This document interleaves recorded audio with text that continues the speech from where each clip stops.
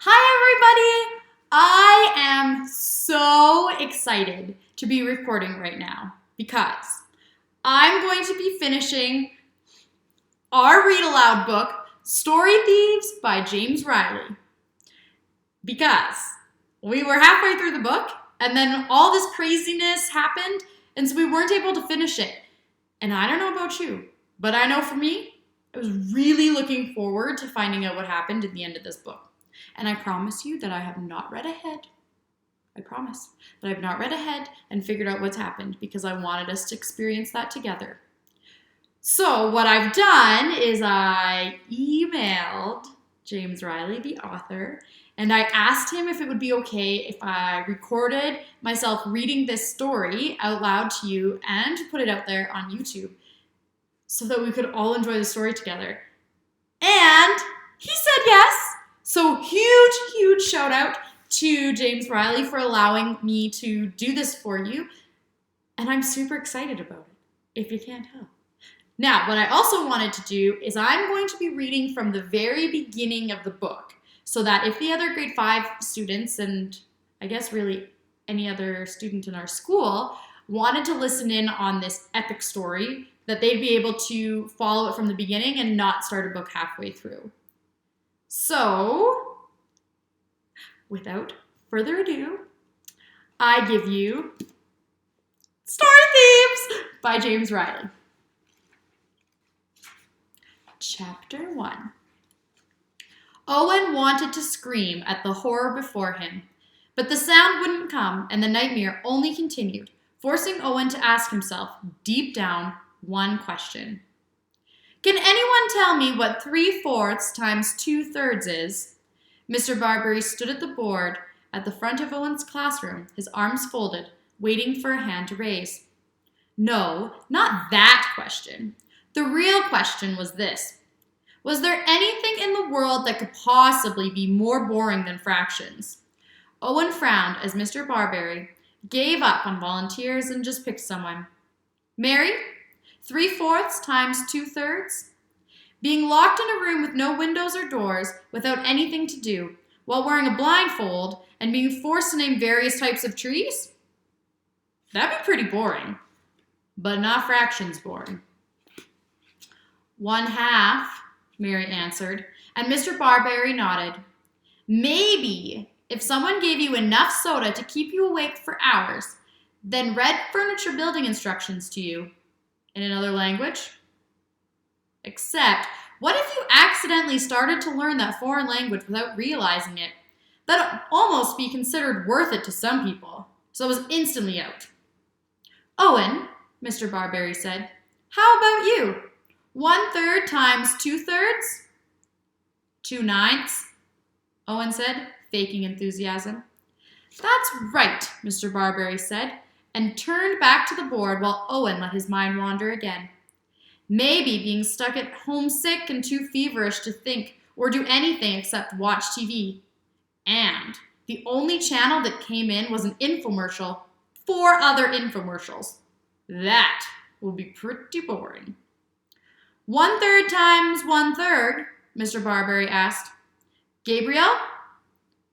1/9, Gabriel answered, his eyes glazed over. Nope. Fractions still won, and by a lot. If only the bell would ring early for some freak electrical surge. Sure, it had never happened before, but Owen was nothing if not optimistic. And that was something he was pretty proud of, since it wasn't easy for him to be optimistic in the face of all these math problems.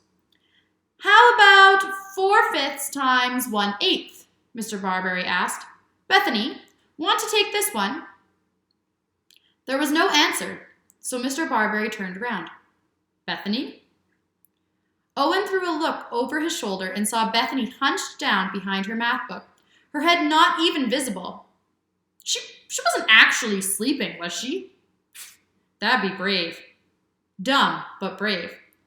Either way, at least something was happening, and that meant class just got a fraction less boring. Owen covered his smile with his hand. Fraction. Ha! Bethany, Mr. Barberry shouted. Bethany jerked back in her chair, and her math book tumbled forward, revealing something else behind it. Charlie and the Chocolate Factory. Uh-oh.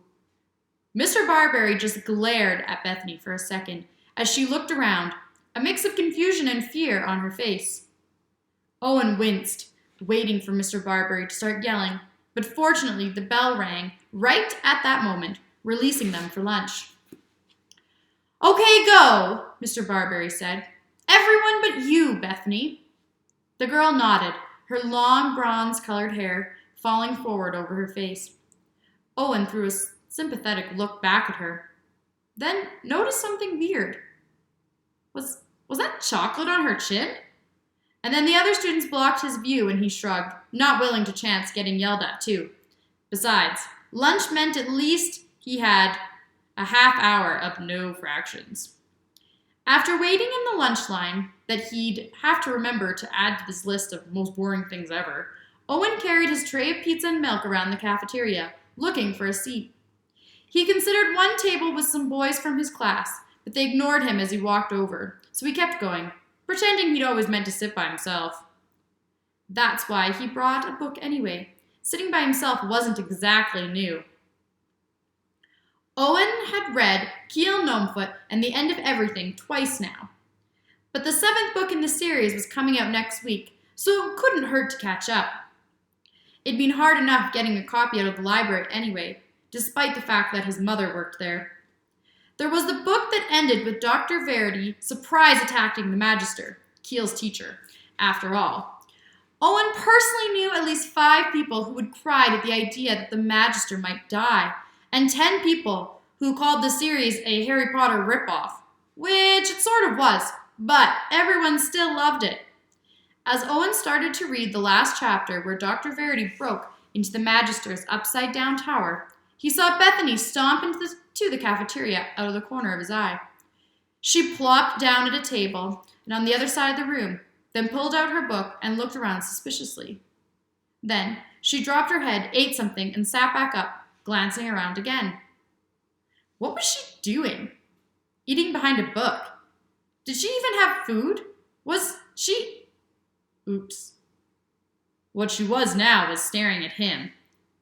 Owen immediately looked everywhere but at Bethany, but it was too late.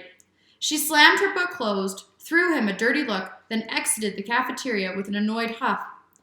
Owen sighed and dropped his own book onto the table. She was probably feeling embarrassed after getting yelled at and didn't want anyone staring at her, which meant he just made things worse. Awesome. His guilt pushed Owen up out of his seat and after Bethany to apologize or make a joke. Only, by the time he got to the hallway, there was no Bethany. In fact, the entire hallway was completely empty, except for the copy of Charlie and the Chocolate Factory Bethany had just been reading, which now lay on the floor just beneath a locker. Not only had she just left her book on the floor, but worse. Owen could tell, even from a distance, that it came from his mom's library. That wasn't even her book! And were those chocolate stains on it? That was not cool. What was Bethany thinking? Who checked out a book and got chocolate all over it? Even if it, fit the story. Other people wanted to read these books too and didn't want to have food stains on their copy. Shaking his head, Owen grabbed the book and dropped it into his bag, then walked back into the cafeteria to get back to important things like Dr. Verity's attack on the Magister. Unfortunately, the bell decided to ring then. Cruel, but expected. Owen sighed, threw away his garbage, and tromped back to another few hours of mind-numbing semi-learning. Eventually, mercifully, the day ended, and Owen exploded out the front door like he was launched from a cannon. It felt so good to be out that he walked that much quicker to his mom's library, where she worked almost every night. As usual, Owen would go by and help out where he could, mostly because she made him, but partly because it was just fun being around all those books. He said hi to his mom, who was running around with too much to do, then took his usual spot at the front desk, where he checked people's books out for a few hours. This job could either be interesting, seeing what people were reading, embarrassing, seeing what people were reading. Or boring, seeing what people were reading.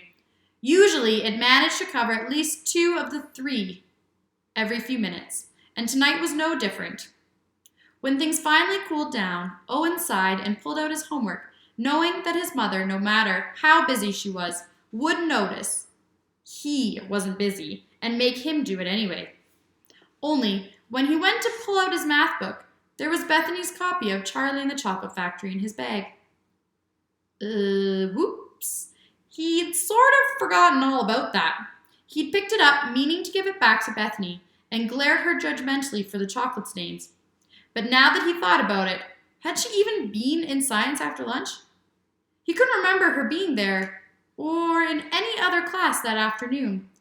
Maybe she'd gone home sick after eating too much chocolate and using the library book as a napkin.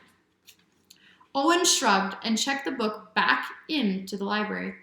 She knew where to find it if she wanted it. His mother caught him putting the book on a pile that was supposed to go back out onto shelves and gave him a look. He sighed and stood up, knowing where this was going. "Those all go in the children's section," she said. "I'm locking up, but I have a few things to take care of in the office after that, so finish your homework when you're done." Ugh, of course. Owen picked up a pile of books about half as tall as he was, then walked them slowly back to the children's section. As usual, it was a mess, like a hurricane had plowed into a nuclear bomb right around the Rick Riordan books. Owen sighed and dug in, pulling a few interesting books aside as he noticed them. That was the only good part about cleanup. He'd sometimes find things that looked like a good read. 10 minutes later, the children's section was at least cleaner, with random piles stacked on top of overfull shelves. Owen looked sadly at the stack of books he'd carried here to put back, then sighed again and picked up Charlie and the Chocolate Factory, knowing there'd be no room for it. But then, he found the D section for Ronald Dahl. Something weird happened. His hand jumped. He looked down at his hand and the book in it, thinking he'd just imagined the jolt. The book in his hand jumped again. "Gah!" he said, dropping the book. It smacked the floor hard and then just sat there for a moment. Then it jumped a third time. What was happening? Owen backed away as the cover and a bunch of pages flipped open by themselves. Was the book haunted? Was the entire library haunted? Was it okay to find that awesome even while being scared? And then, the last thing in the world that Owen ever expected happened. 5 chocolate-covered fingers pushed right out of the center of the book, grabbed the edge, and began to pull themselves out. Okay, and we'll stop right there. So stay tuned or watch the next video for the next chapter.